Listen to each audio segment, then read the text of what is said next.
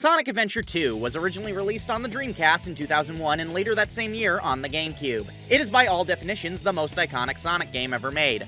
I know people who aren't super into the franchise that have, at the very least, watched someone play this game, and if that doesn't convince you of its iconic status, don't worry, maybe the fact that the recent movie was just a straight-up adaptation of the game will.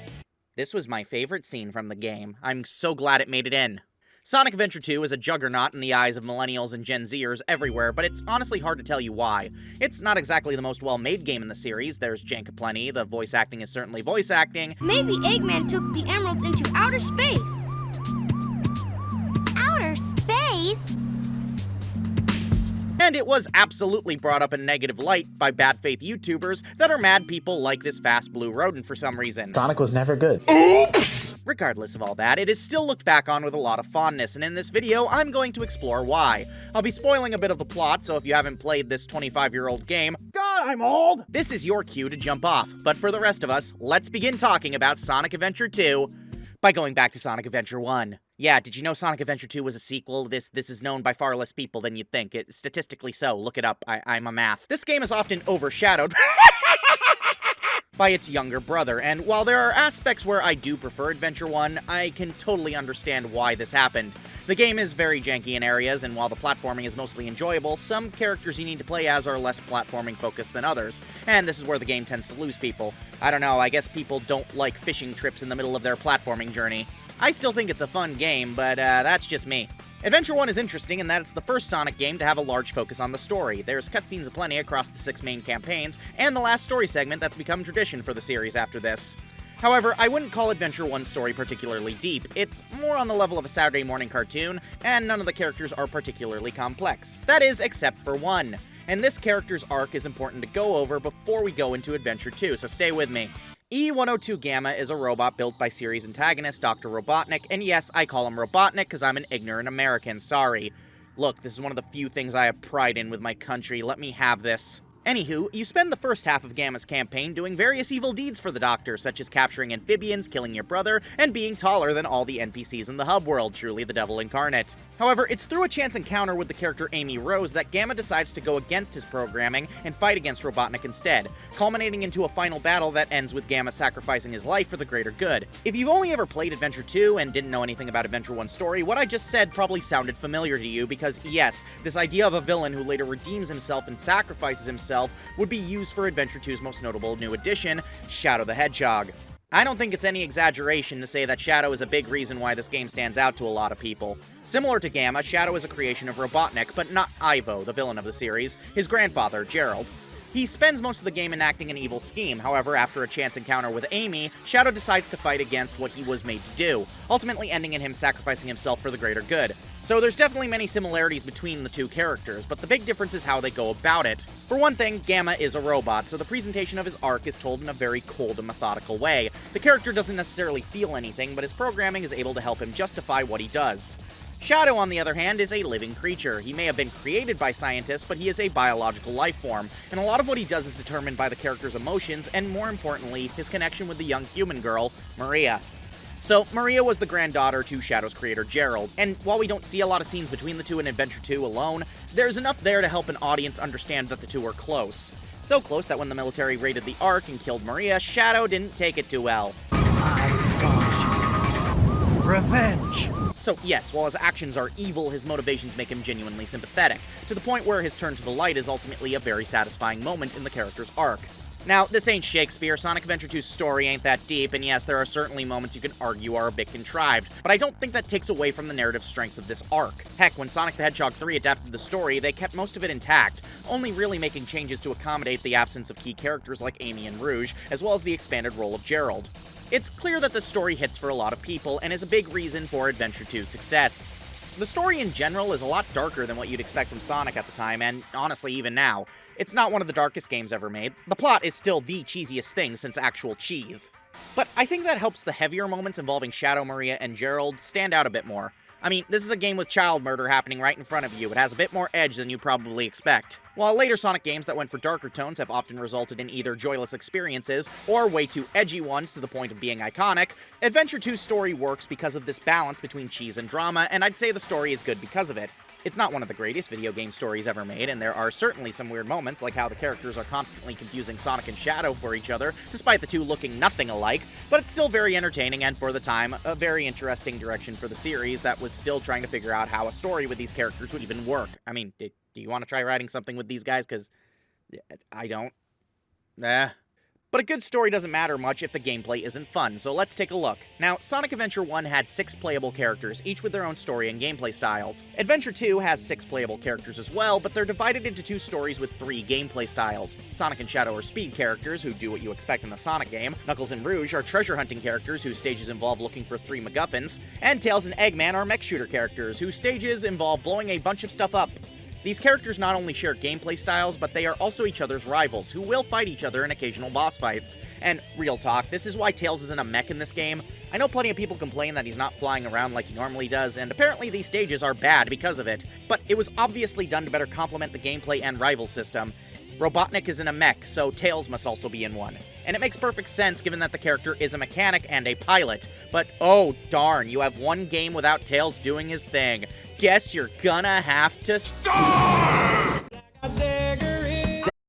You're gonna have to start!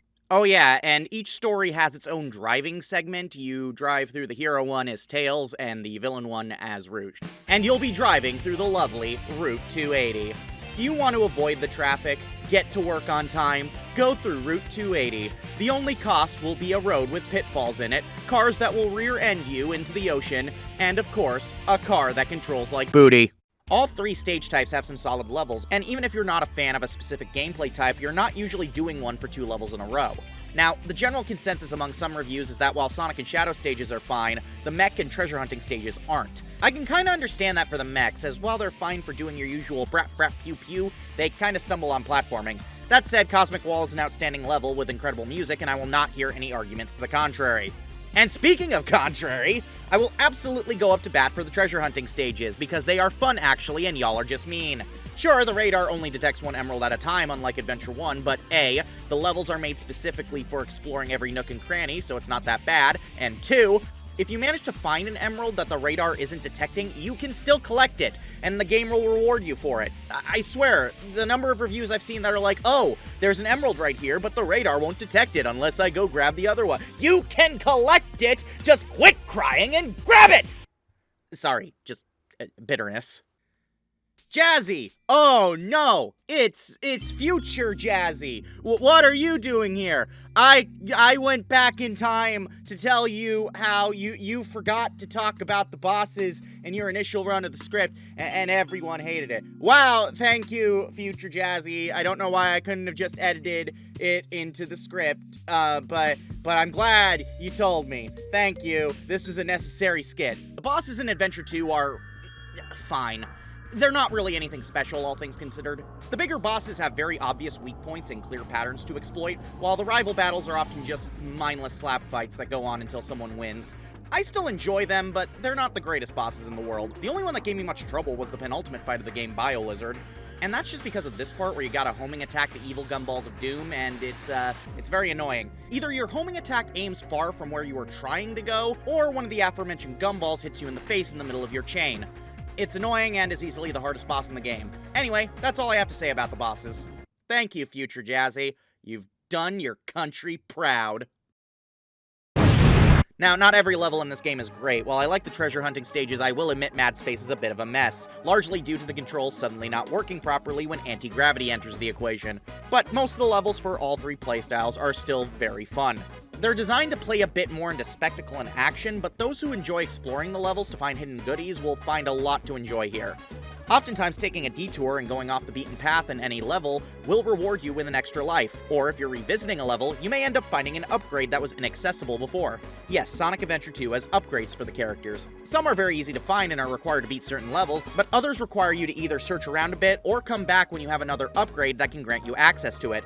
As a small example, the first level in the Dark Side story has an upgrade that you can collect, but it's hidden behind a stack of steel crates that you can't blast through. However, later in the game, you'll get an upgrade specifically made to destroy said crates, so you come back, do the level again, and bam bam, thank you ma'am, you can go and destroy the crates and get the upgrades. Good, new upgrade for you, have a cookie.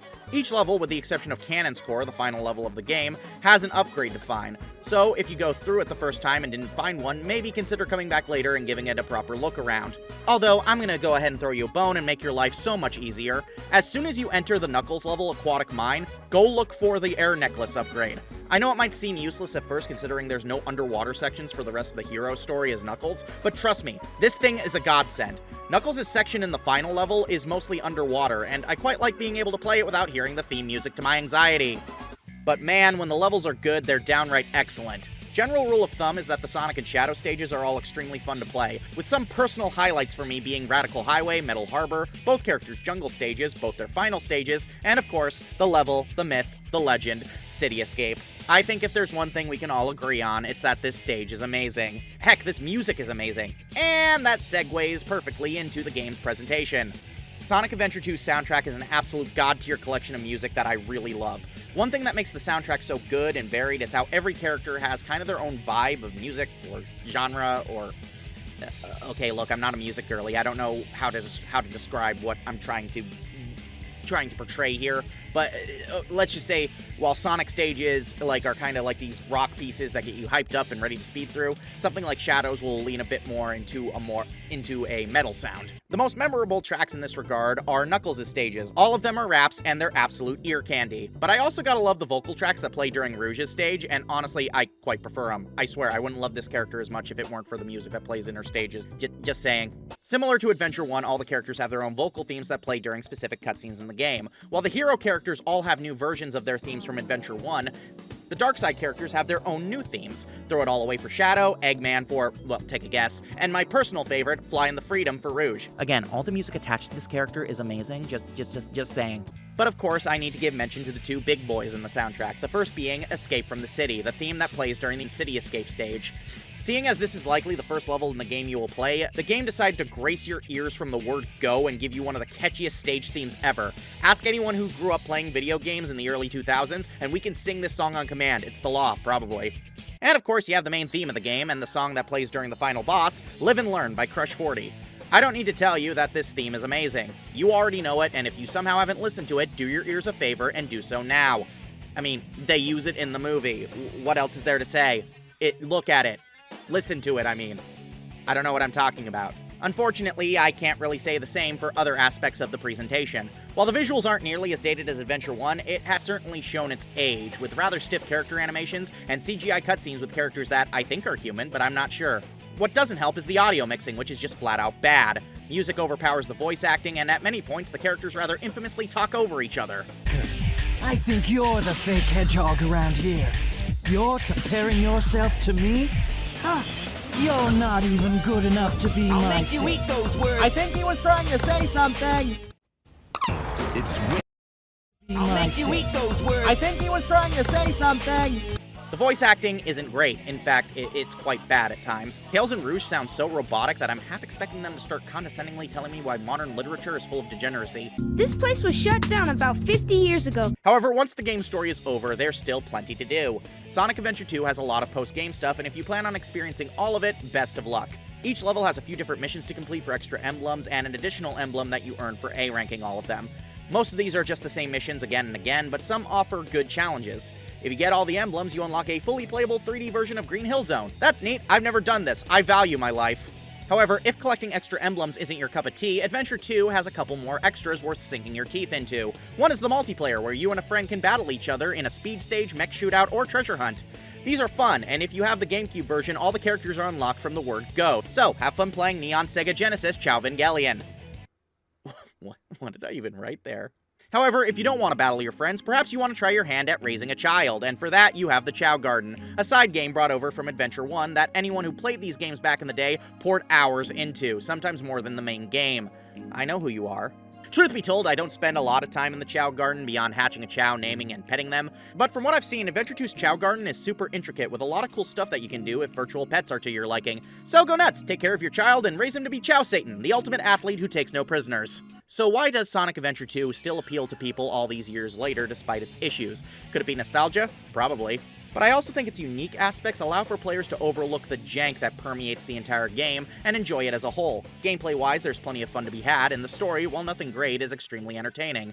Add on some great music and plenty of stuff to do after the credits roll, and you have a game that my generation will never shut up about. especially after we got that movie. Regardless of your thoughts, there is no denying that Sonic Adventure 2 is an iconic game in the Blue Blur's long and very inconsistent legacy. But what do you think about Sonic Adventure 2? Do you see it as worthy of its iconic status, or is it overhyped garbage? And if this video was entertaining, feel free to like, subscribe, and have yourself a lovely day.